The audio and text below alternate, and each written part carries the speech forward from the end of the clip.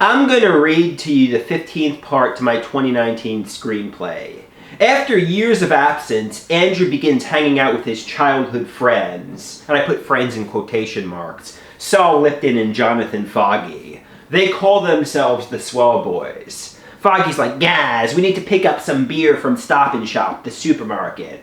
Saul picks up a 24-pack and walks out the front door without paying. Andrew shocked. I'm like, are you stealing? Saul duping me since I'm naive and gullible. No, I already paid for it, bro. But Saul was lying. He was stealing. Foggy's like, oh my god, we gotta get out of here fast. They speed away in the car doing 80 miles per hour. We go to a church parking lot and begin drinking. Saul's like, yo bro, one time when I was really drunk, I got on my knees and started praying to the moon god. I ask, what is the moon god? Saul's like, I don't know. It was a full moon and there was a Catholic church right there. It seemed like the thing to do.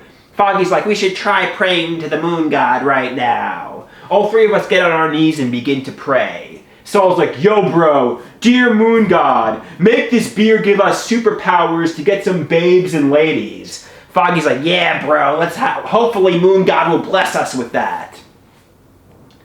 A flashback begins. I say to Dr. Natural, hey Dr. Natural, I have some friends now. Dr. Natural's like, I'm happy for you, Andrew. The flashback ends. Foggy and Saul are talking on a cell phone. They say, come on Andrew, get in the car, we're gonna go for a ride. I say, didn't you just have 15 beers? They say, no, that was 20 minutes ago. They're out of our systems by now. A black sports car starts aggressively riding Saul's bumper. At first we assumed it was an aggressive driver, so we tried to lose him, but he kept following us. We tried driving in a circle, tried to lose this black sports car, but he kept following. Eventually the car took off. Then we went to Saul's house, which was the original plan. Saul's cousin stopped over for a few minutes, who I knew but I never see since he lives out of state. Then his cousin left a few minutes later, which was not usual. A little bit later, we left too. I figured we wouldn't see the black sports car again. Well, as we were leaving, the black sports car was back. It was following us again. His lights were bright so we couldn't see who it was or the license plate. I screamed, there it is! There's the black sports car! We got behind him and we were chasing him all over the hometown. We were going 40 miles per hour down 30-mile-per-hour blocks. He pulled into a driveway, but Saul missed his chance to trap him.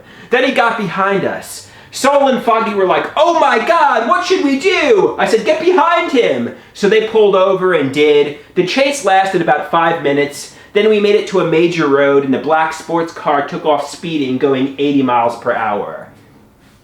By this point, it was late at night, like 1 or 2 in the morning. We went back to Saul's house. They wanted to drink, but I was like, no. How could we drink after what had just happened? This annoyed Foggy, but I thought it was serious. I started saying how someone clearly wanted to get me, but I had no idea who would want to. I was scared.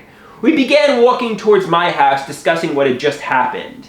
At first I thought it was this classy guy I went to high school with getting vengeance on me since we prank called his house.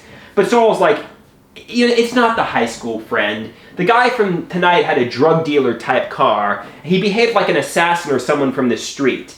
Your friend from high school isn't like that.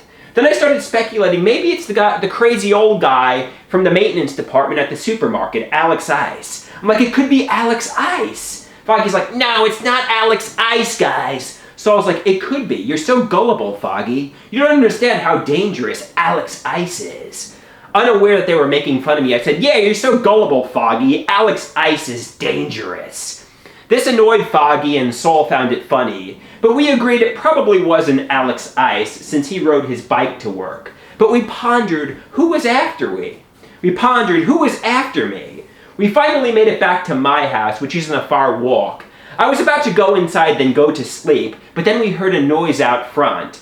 Saul says, it sounds like someone is there.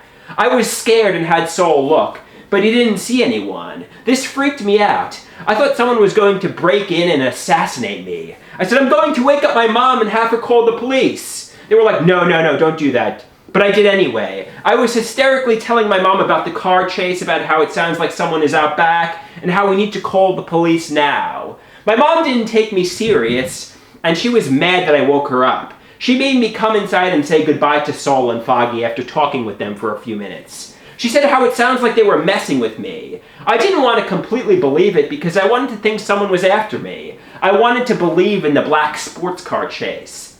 The next day, Saul and Foggy tried to keep things going by saying, "Remember the chase?" But by that point I was on to them. They eventually admitted to me that they were indeed messing with me, and it was Saul's cousin in the car.